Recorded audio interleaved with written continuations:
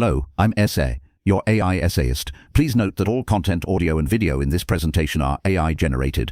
As AI can sometimes produce inaccuracies, I encourage you to verify any factual information presented. With that in mind, let's begin. 1320. William Ockham Summa Logicae. The Summa Logicae, penned by William of Ockham around 1320, stands as a monumental achievement in the history of logic and philosophy. This essay undertakes an exhaustive examination of Ockham's seminal work, not primarily as a historical artifact to be merely described, but rather as a complex tapestry of arguments, assertions, and conceptual innovations to be rigorously evaluated. The objective centres, nearly exclusively, upon a meticulous assessment of the claims within Summa Logicae itself. We shall venture into its depths, section by section, unravelling its intricate logical frameworks, the subtle nuances of its arguments, and the profound implications of its assertions.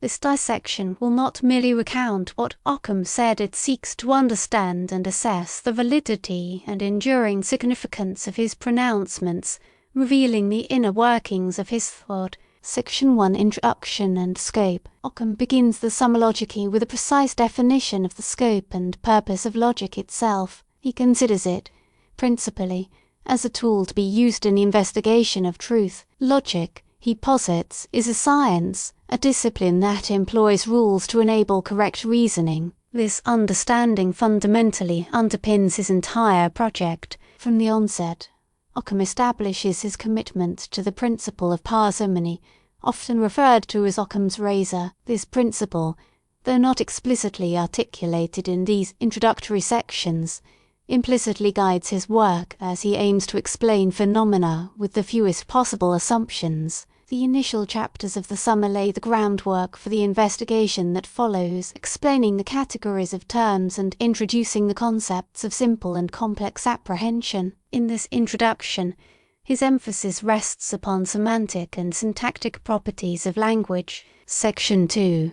The Doctrine of Terms. Ockham devotes a considerable portion of the Summa to an articulation and analysis of terms. He distinguishes between mental terms, spoken terms, and written terms. Mental terms, he argues, are most fundamental, as they are signs of things and are directly related to our understanding. Spoken terms, signifying the mental terms, are secondary, as are written terms, which signify words. Ockham's doctrine of terms offers a sophisticated account of how language represents reality. His work emphasizes the importance of understanding the meaning of terms in order to avoid logical fallacies. He elaborates on the properties of terms, including their supposition, of which he describes various types, all of which relate to the manner in which a term stands for something when used in a proposition. These differing suppositions, he argues, determine under what conditions a term is true or false.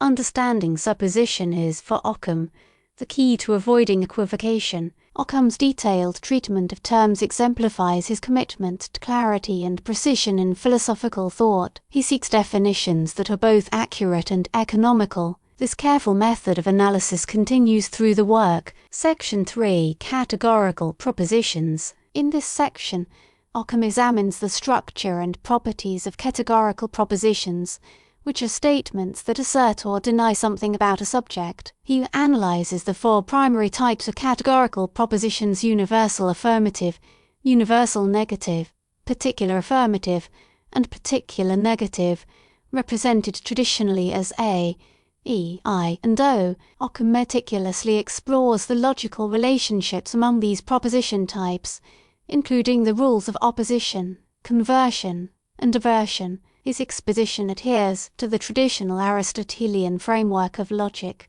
refining and expanding upon it. This elaboration of the categorical propositions is essential for constructing valid arguments. Ockham pays distinct attention to the various interpretations of the copula, the verb to be, within a proposition. He understands that the copula serves a twofold purpose. It states an identity, relation, and affirms the existence of the subject. The clarity of the copula, for Ockham, is central to sound reasoning. He also provides numerous examples demonstrating how these principles apply to specific propositions and arguments. Section 4, Supposition and Truth Conditions. This section delves into the complex topic of supposition, a crucial element in Ockham's semantic theory. Supposition, in Ockham's theory, describes the way a term stands for something within a proposition. He identifies several types of supposition, including material, simple, and personal supposition. Material supposition occurs when a term refers to itself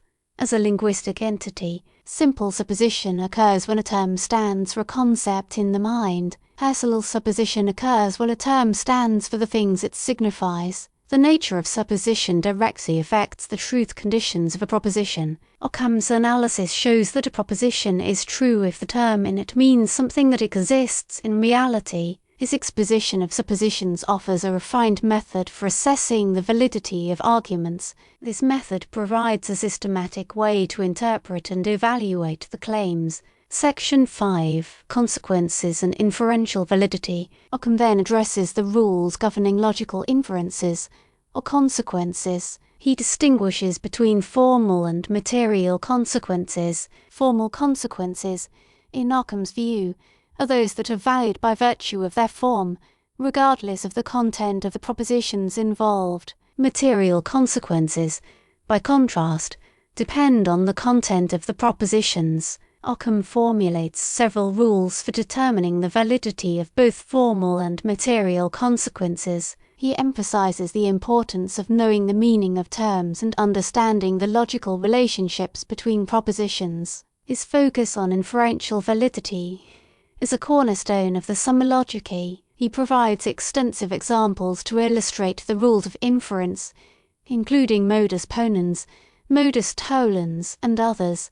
These examples are intended to show the practical application of his logical principles. He emphasizes the importance of avoiding fallacies, errors in reasoning that can lead to false conclusions. Section 6, Modal Logic. Though not exhaustive, Ockham explores modal logic, dealing with propositions that express necessity, possibility, contingency, and impossibility. His investigation centers on the modal verbs, such as must, can, and cannot. He offers an analysis of the different interpretations of modal terms, and provides strategies for avoiding ambiguity. For instance, he distinguishes between a necessity of the consequent and a necessity of the antecedent. His treatment of modal logic offers a nuanced understanding of modal concepts. Ockham's presentation in this section lays the foundation for distinguishing the nature of the possible, the probable, and the certain. He illustrates how these distinctions are important for accurate reasoning.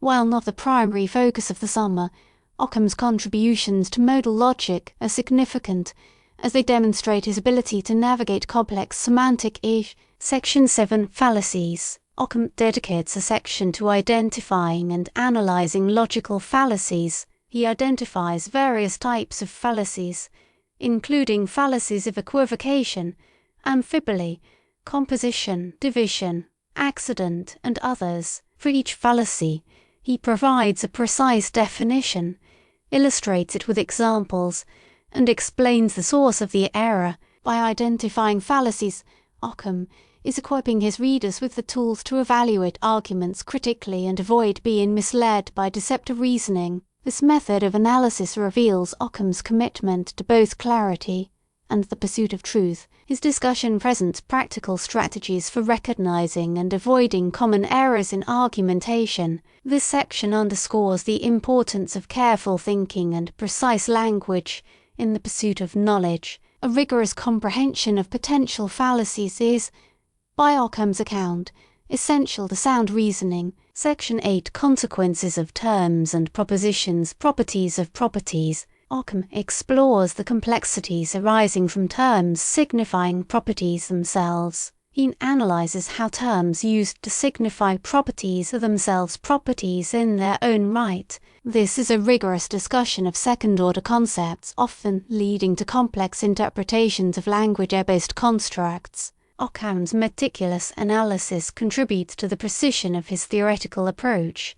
offering a structured way to dissect and evaluate the nature of specific examples. This attention to the potential for semantic confusion underscores Ockham's commitment to logical clarity. His discussion illuminates a need for close attention to the meaning and reference of language in order to avoid misunderstanding. Section 9 Properties of Proof and Demonstration. Ockham's work expands further into a deeper exploration of what constitutes a proof and the methods used for demonstrating something. He explores the conditions under which a proof is considered valid and differentiates between different types of demonstration. Ockham considers the role of first principles within demonstrative reasoning, the nature of demonstrative knowledge, and the importance of demonstrative syllogisms. His exploration of demonstration demonstrates his understanding of how rigorous thinking provides certainty. This section unveils Ockham's understanding of the structure and requirements of knowledge. In his view,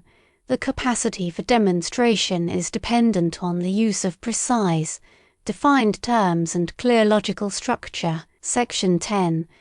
The significance of language and its implications. A great part of the Summa Logicae concerns the relationship between language and reality. Ockham's investigation into language emphasizes the importance of words and sentences, not only as signs, but as tools for understanding the world. He highlights the role of the mental act in the process of understanding. He argues that the mental concept is the primary object of understanding, and that words are secondary signs that represent these concepts. Ockham's discussion highlights the complexity of language, and he emphasizes the importance of being aware of its limitations. He argues that language, while essential for communication and thought, is not a perfect reflection of reality. His work shows his commitment to making the process of thought as open as possible. Section 11 Refutation and the nature of debate. Ockham offers a systematic analysis of how to refute an argument successfully.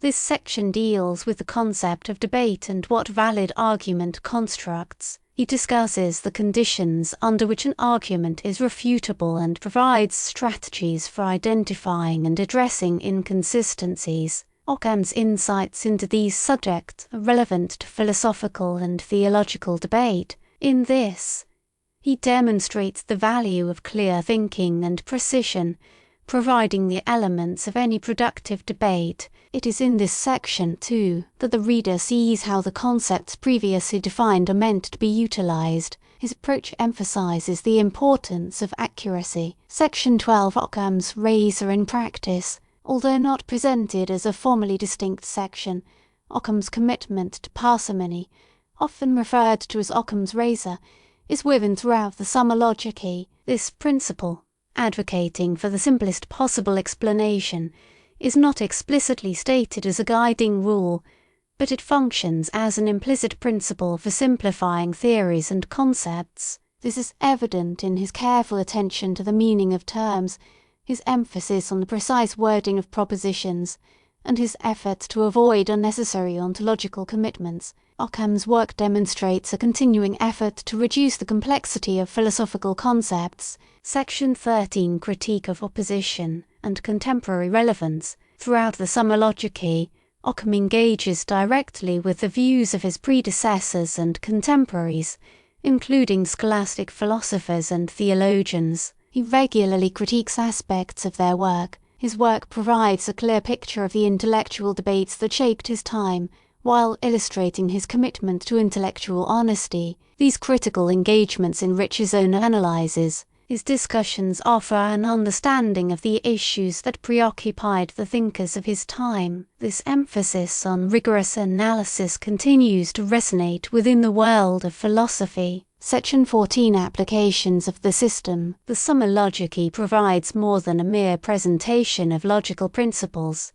It is, in fact, a tool for reasoning in various areas of knowledge. His work has the potential to affect the way things are comprehended. Ockham's system serves not only as a framework for philosophical analysis, but also as a method that is directly applicable to the analysis of theology, physics, and other fields. The significance of Ockham's Summa Logicae extends beyond the realm of theoretical logic. It can be utilized in many fields. Section 15, Reception and Influence. The Summa Logicae has played a central role in the development of Western thought. Its influence is apparent in many areas, and many different schools of thought have found inspiration in Ockham's work. His method, with its emphasis on analysis, has profoundly impacted intellectual discourse. The Summa Logicae continues to be studied and debated. Conclusion: the Summa Logicae is a landmark in the history of philosophical thought. It offers a comprehensive and systematic treatment of logic, presenting an array of methods and tools that have shaped the course of Western philosophy. The work's profound impact is a testament to Ockham's deep insights into the nature of language, logic, and the process of reasoning. Ockham's rigorous analysis, his commitment to clarity, and his emphasis on precision are evident throughout the Summa. His meticulous investigation of terms, propositions, and inferences set a new standard for the discipline. The enduring relevance of the Summa Logicae lies in its capacity to instruct and challenge, equipping thinkers with the tools to evaluate ideas and construct arguments. Ockham's legacy continues to inspire, offering a model of intellectual integrity and a powerful reminder of the value of clarity in the relentless search for truth. His work is useful not only for the study of past philosophers but for the practical application of ideas. The Summa Logicae remains a challenging, yet rewarding, intellectual endeavour. We really appreciate you tuning in to this AI-powered presentation. Our goal is to push the boundaries of AI in content creation, and your input is invaluable. If there's a particular subject you'd like to see us tackle next, or if you have suggestions on how we could fine-tune our AI's creative prompts, please don't hesitate to leave your ideas in the comments section. We're excited to bring you more unique content very soon.